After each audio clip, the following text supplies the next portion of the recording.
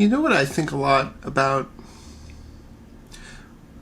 What if Sonic was just, like, never actually good? Like, maybe it was all just a mass hallucination that we had when we were kids. The Sonic fandom is one that always kind of fascinates me because it seems like it's one of the few fandoms that is continuously disappointed by whatever Sega puts out, and on the same side very ravenous about and like defensive of Sonic as an intellectual property. Speaking personally for myself, I know that even though I didn't really get into Sonic until Sonic Adventure 1 and 2 on the Dreamcast, I still feel a lot of nostalgia for those older Sonic games. So what I thought would be interesting to do was take a dive into the first 3 Sonic games, which are generally considered to be the best of the series, which is incredible considering just the glut of Sonic games that were released afterwards, and kind of see if I can answer the question, was Sonic ever good? When did it get bad? And why can't Sonic Team seem to make another good Sonic game? Let's get into it with Sonic 1. Sega! I suppose in case you're not familiar with Sonic as a franchise or a brand, we should get some generalities out of the way up front. So you play as Sonic, a blue hedgehog that can go very fast. You're going to spend the entirety of your time in this game running and jumping and spinning your way through a variety of locales in order to defeat Dr. Robotnik, who's turned all your friends into robots. What I think is really interesting about this first game is, especially in the context of the next 2 games, you can really see the basis of almost everything that would pop up later in games. One thing this game really struggles from, though, is poor level design, unfortunately. You can tell that the developers didn't really know what kind of game they wanted Sonic to be. I mean, obviously you've got this character and he's got to go fast, but past Emerald Hill Zone, unfortunately a lot of the game just devolves into subpar platforming. While this isn't an issue for a game like Mario, where the whole game is built around you platforming, with Sonic, it becomes tricky because the game itself, in the way that Sonic is programmed to move, doesn't really account for precision platforming. You are much too slidey, and the buildup of momentum oftentimes makes making precise jumps from platform to platform not an enjoyable experience. One thing that really sucks about this game also is the inclusion of traps. Essentially, you'll get through these long periods of straightaway only to be dumped into a enemy or hit a spring that will bounce you backwards. Another thing that really slows down the pace of gameplay for me is just how much time you spend in each biome. Later Sonic games would have 2 acts per level, but this one oftentimes has 3, which makes every level feel like they're outstaying their welcome. The Robotnik fights in this game are no great shakes either. You can tell that they didn't really have a lot of good puzzle concepts for the boss battles, so it was just, what if Robotnik was in a robot that did this thing? And they went with it. Unlike in Mario or Zelda, where bosses revolves around a gimmick and they only took 3 hits to kill, in this game, Robotnik takes a long time to kill per stage, and because of that, oftentimes the boss battles just get boring or repetitive. The bonus stage in this game is also a mess. First of all, I don't know what sort of drug-addled person came up with the background, but it's cluttered and distracting. Basically, the premise here is that you are trying to navigate your way through this rotating 3D space in order to reach the Chaos Emerald, usually located in the center of the stage. I found this really hard to do and managed to get absolutely 0 Chaos Emeralds in this first playthrough.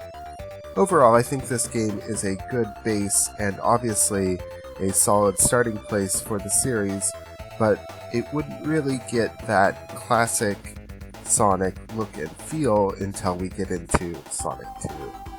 Following on the heels of the incredible success of Sonic 1, Sega soon churned out a sequel, and After my time with the first game being kind of disappointing, although an interesting blueprint for where the series would go in the next two games, Sonic 2 really codified and focused in on what made a good Sonic game that was sort of teased in the first game, but not really expanded upon perfectly.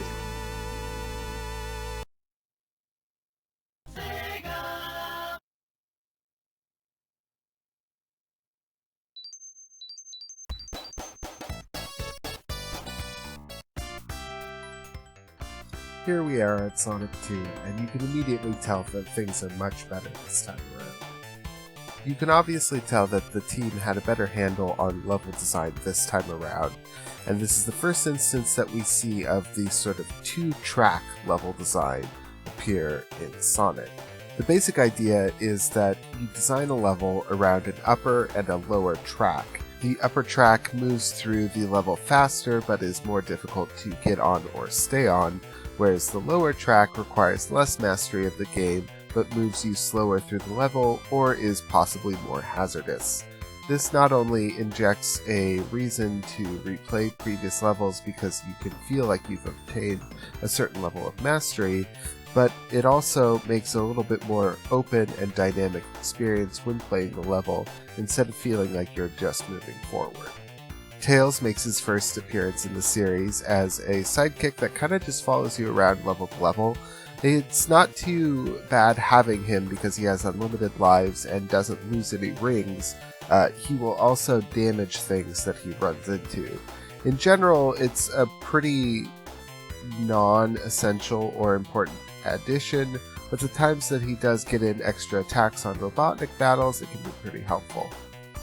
The place where he's less helpful, however, is in this game's Chaos Emerald minigame. Essentially, you're walking down a big half pipe, and you're trying to collect a predetermined amount of rings to pass through certain checkpoints. This starts easy enough. As you move down the space, rings will come towards you, and you have to reposition your Sonic character to pick them up. Tails also joins you for these mini games, and he will collect rings that he passes through on his way down the half pipe as well, contributing to your total. However, where this gets tricky is as the levels get more difficult, spike balls will fly down towards you as well as rings. Hit a spike ball and you lose your rings. But the unfortunate thing is this also counts for Tails. There were times, since he moves at a slight delay from you, that I couldn't seem to move him out of the way of a spike ball in time, and he would always get hit and lose rings. Robotnik battles are also much stronger this time around. Seems like they had a much better idea of what they were doing in terms of creating puzzle fights, although, again, I think the boss battles in general take a little bit too long, and once you've figured out the gimmick, you still have to tediously bash your way through them. Unfortunately, they didn't quite stick the landing with the level design all the way through. Although it does stay pretty good for a majority of the game, it does dip back into the heavy platforming format once you get towards the end of the game. It honestly just baffles me that they thought it would be a good idea to add a auto-scrolling section where you fly around on the nose of a plane, which is like the antithesis of the Sonic design ethos. Another interesting thing in this game is the multiplayer mode, where you and player 2 race against each other in truncated versions of maps to see who can get the most laps in the least amount of time. In general, I think this is a much better game than 1. You can obviously tell that they decided to move forward and refine game concepts, and it really shines through. No wonder that people think that Sonic 2 is the definitive Sonic experience. However, you can see them still dip into that indecision about level design where they revert back to heavy platforming stages and you are no longer going fast. So with Sonic 2 under our belts, we move on to Sonic 3 and Knuckles, the combined expansion for Sonic 3's initial release. Sonic 3 is often considered to be the apex of the series, although there is a certain amount of split between people that think that Sonic 2 is the best game, whereas some people tend to think that Sonic 3 is the best game. So let's dig into it and see what we find.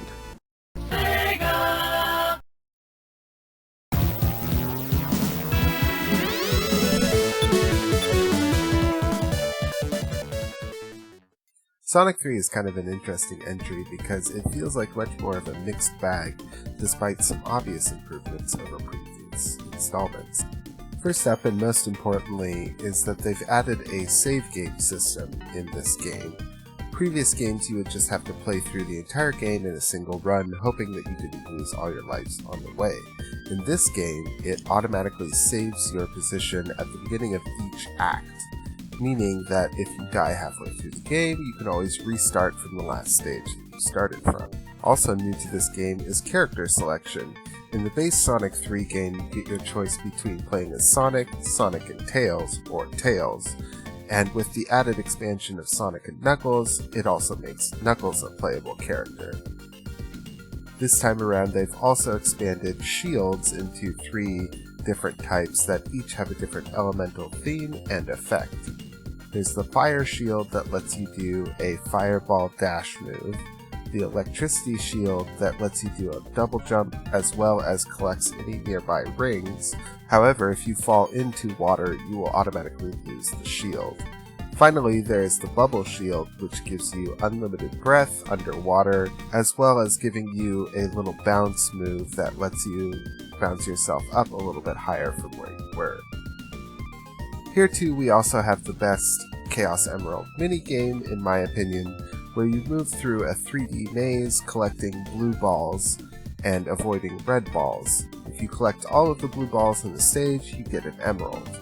In general, this is my favorite one that we've seen so far. This game also differentiates between bonus stages and Chaos Emerald stages.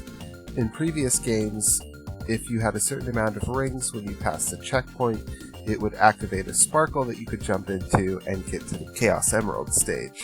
In this game, however, if you pass the checkpoint with a certain amount of rings, you get a bonus stage where you can get power-ups, rings, or extra lives, whereas the Chaos Emerald stages are found scattered throughout the world.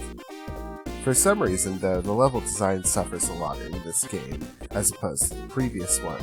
You don't get too many stages that are fun run-in-straight-line stages before you're dumped into the this is the complex platforming part of the game stages.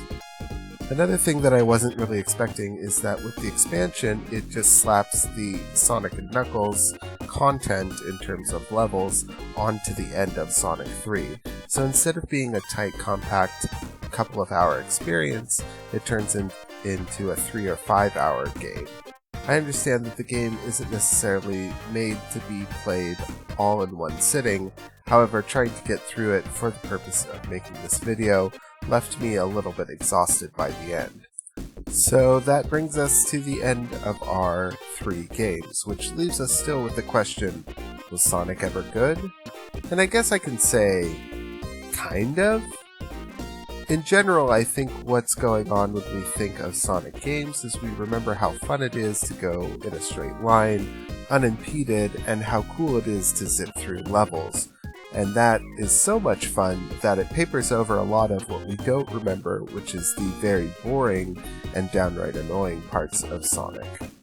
In general, I think this is something that the design team will struggle with throughout the series, and we'll see it more when we get into later games if I choose to cover those.